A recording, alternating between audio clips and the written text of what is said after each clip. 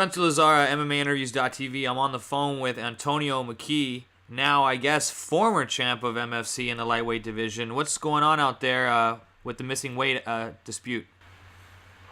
Well, if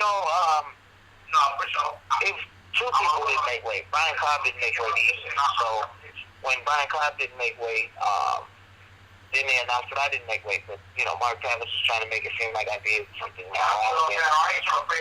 It's my responsibility as a fighter to make weight. I came in a little heavier than I expected, but I put on a little bit of muscle.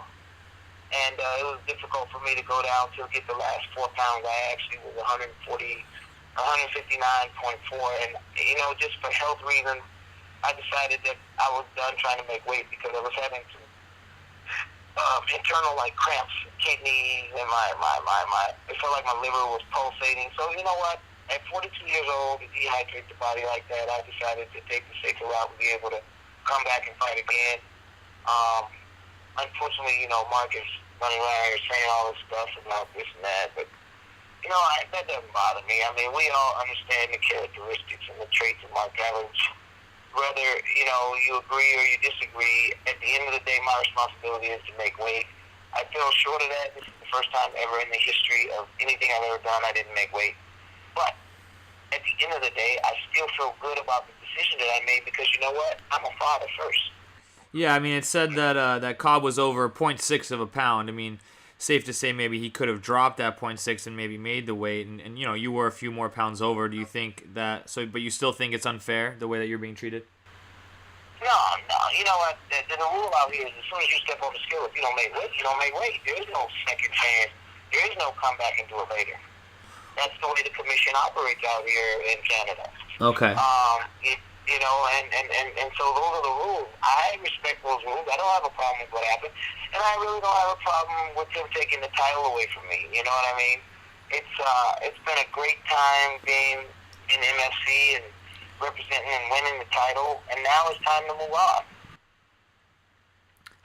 What other goals do you have then in the sport? If you say moving on, does that mean fighting somewhere else, or? I've got one more fight, and I think I'm about done.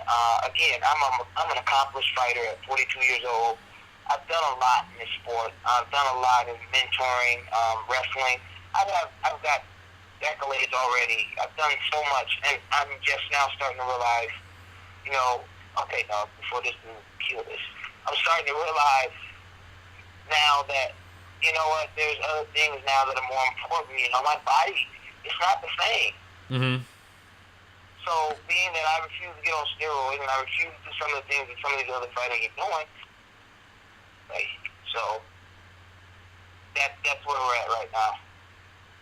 Going into this, how does this change anything for the fight? Does it change? I mean, how are you feeling now? Are you feeling better? Are you getting an IV and feeling better than going forward for this now 3-round fight?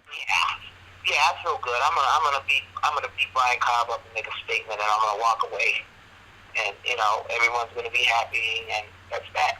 Do you feel like the size will play, the extra size and muscle you put on will play a role? You think it's at all unfair for him going in against you as the bigger guy? You're talking 5 pounds, 4 pounds. That really make a big of a difference. Unfortunately, we weigh in one day and fight the next, so if there's a problem, it would be, the same to say, well, guess what? I'm going to come in and being 190 tomorrow. Is that fair? The Cobb comes in and he's 175. I mean, it is what it is. We can't look for excuses and stuff, Yeah. Our job is to fight. And I called Cobb and told Cobb that I wasn't going to make weight, and he had an opportunity to make weight. Regardless whether he felt like the scale was wrong or something wrong. At the end of the day, neither one of us made weight. But don't put me, in this category of I'm some bad guy because that's going to build your popularity. Yeah.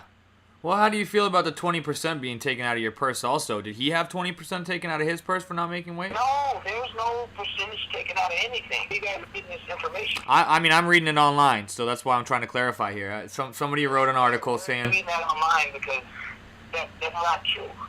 Okay. Yeah, top MMA News, which I've never heard of this website before, said that you were fine. Looks like they've changed it now. It also said you weighed at 162 pounds. So I did. But I'm saying initially before I decided to, that I wasn't gonna make it, I weighed in at 159.8, and then I just said I'm not gonna make it. Gotcha. So I started hydrating back up immediately. Gotcha. Well, I appreciate the time. Is there anything else you want to say to your fans and the people out there? No, you know what, man?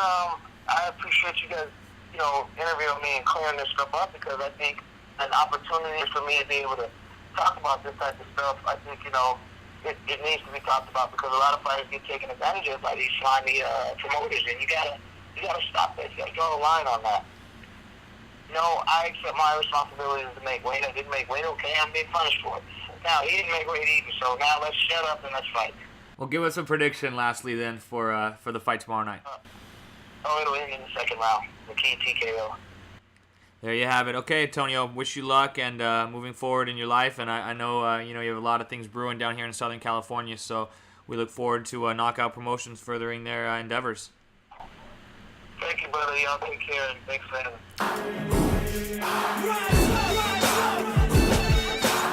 Godspeed and party on.